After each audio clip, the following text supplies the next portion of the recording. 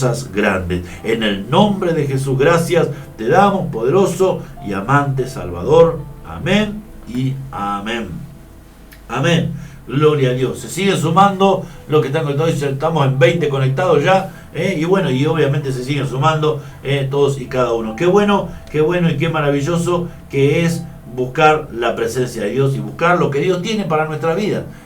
Yo necesito una palabra de Dios. Usted necesita, seguramente que sí, y yo también la necesito. Y he estado hablando ya en esta mañana una palabra tan conocida, pero qué importante es recibir esa palabra, recibir lo que Dios tiene preparado para nuestras vidas. Usted sabe que en el ministerio del Señor Jesús, no solamente Jesús sanaba, no solamente Jesús tocaba, transformaba, cambiaba situaciones, sino que Jesús también estaba preparando gente, estaba preparando personas, porque el ministerio, en cuanto a la salvación, el ministerio tenía que continuar. Jesús, ahí a unos pocos 3 años, iba a ser crucificado, muerto, iba a ser glorificado y sentado a la diestra de Dios Padre. Por lo tanto, el evangelio tenía que seguir predicado. Entonces, el Señor Jesús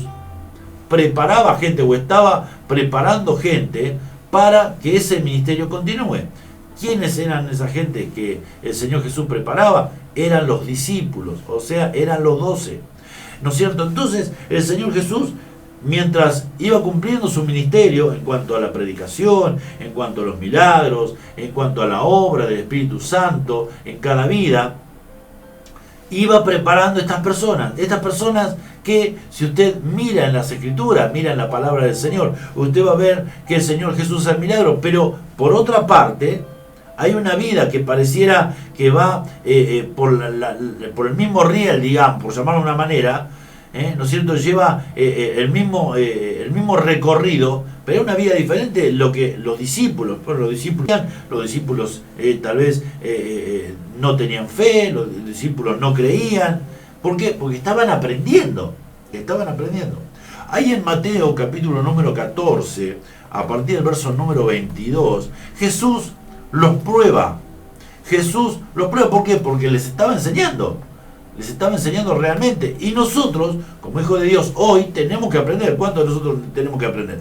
Tenemos que aprender lo que Dios quiere hacer en nuestras vidas y va a hacer a través de nuestras vidas. Porque usted sabe que Dios quiere hacer cosas también al mundo, pero lo quiere hacer a través de nuestras vidas, a través de cada uno de nosotros. Por eso tenemos que aprender, tenemos que poner en práctica todo lo que aprendimos, ¿no es cierto? Y poder transmitir lo que Dios ha puesto, lo que Dios ha marcado en nuestros corazones, poder transmitir al mundo, Pero bueno, en este caso, el Señor Jesús estaba hablando, estaba predicando. Entonces cuenta en Mateo capítulo 14, a partir del verso número 22, dice: enseguida Jesús hizo a sus discípulos entrar en la barca e ir delante de él a otra ribera, entre tanto que él despedía a la multitud. O sea, mire usted, fíjese esto. El Señor Jesús dijo: muchachos, váyanse hasta la otra ribera, yo me quedo despidiendo a la multitud. Yo me ocupo de esta parte, ustedes vayan a la ribera. Y uno dice: pero los discípulos, escúchame, nosotros queremos despedir a la multitud con usted. Nosotros queremos hacer esto con usted. Usted sabe que hace unos 5 años atrás, más o menos, tuvimos el gran privilegio de tener una campaña evangelística aquí en San Antonio de Este con el evangelista Carlos Arrancondia, justamente, a quien lo tuvimos acá entre nosotros, almorzaba, cenaba con nosotros, tenemos fotos con mi hija, con él también, una persona excelente, él y todo el equipo de trabajo, ¿no es cierto?, de este ministerio. Realmente una maravilla. ¿Usted sabe lo que nos pasaba? ¿Usted sabe que estábamos y fue algo risueño? Entonces él decía: todos los pastores, ayúdenme a orar por la gente, ¿no es cierto? Entonces él bajaba de la plataforma después de la prédica y él se ponía a orar, y entonces dice: bueno, los pastores para este lado, todo el ministerio nos ordenaba, pastores para este lado, entonces vayan orando por la gente. Íbamos orando por la gente. ¿Y usted sabe qué me pasó con varios? íbamos orando por la gente y la gente, yo cerraba los ojos y oraba. ¿Qué pasa, hijo querido?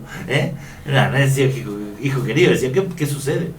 No, porque me duele el sabañón. No sé, digo yo, se me ocurre. Bueno, vamos a orar, cierre los ojos. Entonces yo cerraba los ojos y ponía la manito en la cabeza, así. Y yo sentía que la cabecita se movía. Y claro, el que por el que estaba orando, en realidad lo estaba mirando a Anacondia, no me estaba mirando a mí, ni estaba mirando al Señor, ni estaba esperando el milagro. Y estaba mirando a Anacondia y lo buscaba, y lo buscaba. Y yo en el momento, bueno, amén. Digo yo, como que tengo una Anacondia.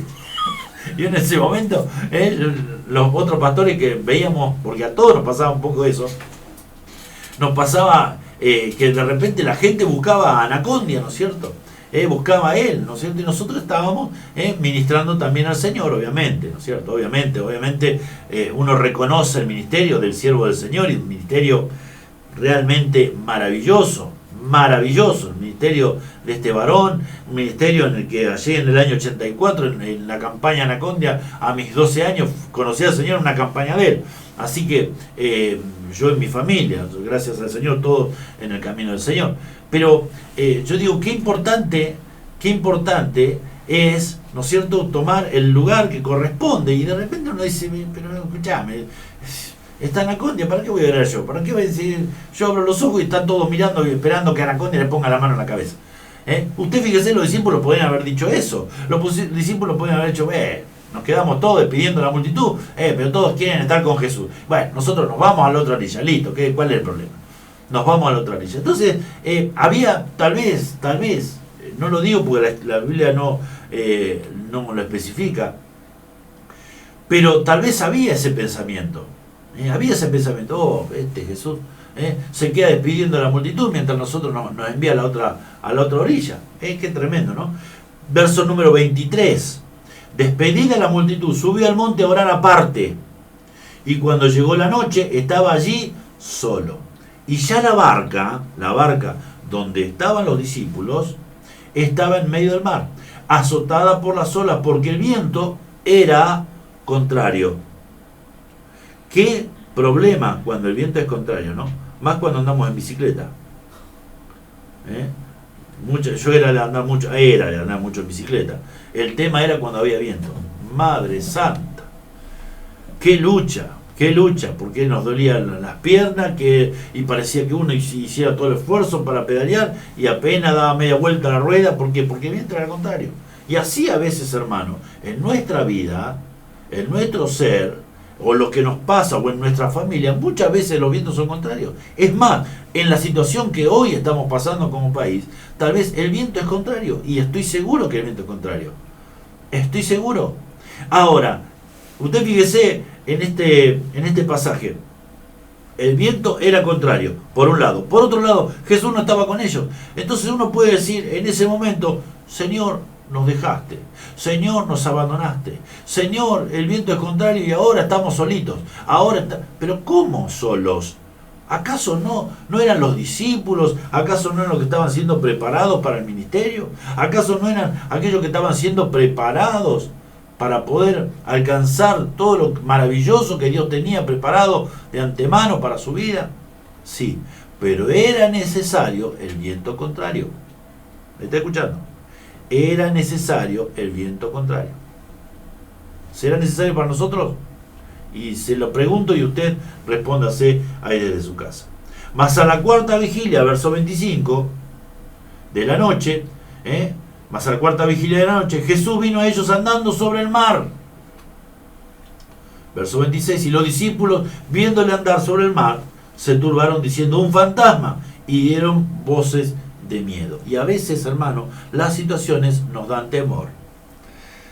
Lo que nos está pasando nos da temor. Días pasados hablábamos un poco del temor.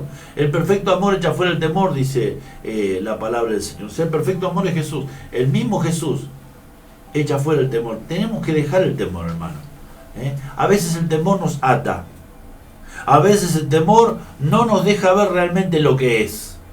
En este caso, el temor hacía que ellos vieran un fantasma y que no vieran a Jesús. El temor hacía que ellos vieran algo que no era. El temor hacía que ellos vieran algo que ningún hombre puede hacer, que era caminar sobre el mar.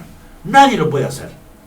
Nadie puede caminar sobre el mar. Nadie jamás lo hizo y nadie lo va a hacer. Sin embargo, Jesús lo estaba haciendo. Entonces, cuando hay temor en nuestro corazón, limitamos nuestra fe. Cuando hay miedo en nuestro corazón, limitamos lo que creemos. Limitamos lo que vemos con los ojos espirituales. Entonces, hermano y hermana, echemos de nosotros, echemos de nuestro corazón el temor, el miedo. No tenemos que tener temor. Tenemos que tener confianza, porque Jesús, aunque sea caminando sobre las aguas, va a venir a tu rescate o al mío. Amén. Fíjese las palabras del Señor Jesús, ya estoy culminando porque ha pasado rápido la hora. Verso 27, pero enseguida Jesús les habló diciendo, tened ánimo, yo soy, no temáis.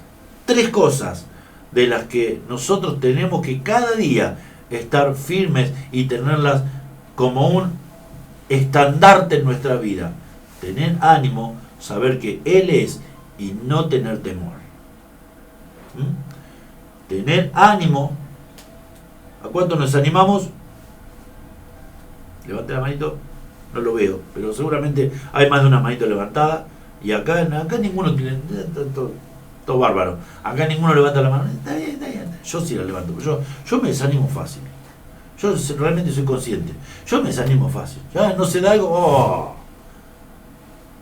Vino la depre. ¿A cuánto no vino la depresión? ¿Será que Dios no quiere que yo reciba esto? ¿No quiere el Señor que alcance esto? ¿No quiere el Señor esto? Pero el Señor Jesús le dijo a sus discípulos mientras andaban en la barca, tened ánimo. ¿Por qué tenemos que tener ánimo? ¿Por qué tenemos que tener ánimo en nuestras vidas en medio de la calamidad, en medio del problema, en medio de la dificultad, en medio de la pandemia? ¿Por qué tenemos que tener ánimo? Porque yo soy. ¿Me está escuchando? Jesús mismo lo dijo, yo soy. Y si Jesús dijo, yo soy, no debemos temer. No debemos temer a nada ni a nadie. No debemos temer a las distintas situaciones que estemos pasando, que estamos pasando en nuestras vidas. No debemos temer.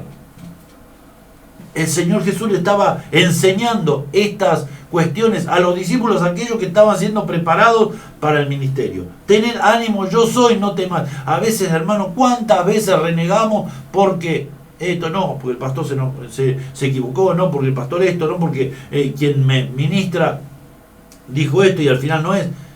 ¿Y qué sabemos si no es Dios quien nos mete en esos lugares en que los vientos nos son contrarios? Yo te pregunto, ¿cómo sabemos que no es Dios? ¿Cómo sabemos que Dios no nos mete en ese lugar que de repente aparentemente no puede ser que sea Dios porque esto es contrario? Pero así es como tenemos que aprender.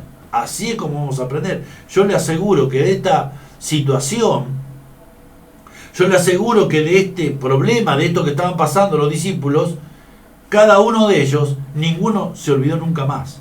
Ninguno se olvidó nunca más de que no debían temer porque estaba Jesús con ellos. No debían temer porque Jesús era parte del propósito de sus vidas. Yo digo, Señor, Dios nos ayude a cada uno. Y tal vez hoy en día los vientos no son contrarios. Aparentemente miramos a diestra, a siniestra, atrás, adelante y nos damos cuenta que muchas veces hasta estamos encerrados en nuestro problema, en nuestra dificultad, en nuestra adversidad, en un mar embravecido y con un viento contrario. Y nos encontramos así y nos apichonamos, y permítame la expresión, y nos quedamos y bueno, será que esto, que lo otro. Y Jesús quiere venir sobre las aguas, y Jesús quiere traer bonanza, como dice las escrituras más adelante, quiere hacer un milagro, pero ¿será que Jesús? No, debe ser un fantasma. No, tenemos que creer, tenemos que confesar, tenemos que declarar en el nombre de Jesús. Dios nos va a sacar a victoria. El Señor Jesús está con nosotros. El Señor Jesús va a estar moviendo su mano a favor de nuestras vidas. Dice el salmista, tu vara y tu callado me infundirán aliento. Tu vara y tu callado me infundirán aliento. En medio de la enseñanza, en medio de las distintas tribulaciones que podemos pasar, Tu vara y tu callado me infundirán aliento. Aderezas mesa delante de mí en presencia de mis angustiadores, dice allí el Salmo. Entonces tenemos que, hermano, que las situaciones que estamos pasando, las situaciones que estemos viviendo, no sean una angustia, sino sean un paso para seguir adelante, un paso para crecer, un paso para avanzar. En este pasaje, más adelante, Pedro le dice: Señor, si eres tú, manda que yo también vaya sobre las aguas. Y Jesús no le dijo: mira, Pedrito, si querés, si podés, si más o menos, fíjate, mira que el agua está fría. Ven, le dijo nada más. Una palabrita con 3 letras, ven.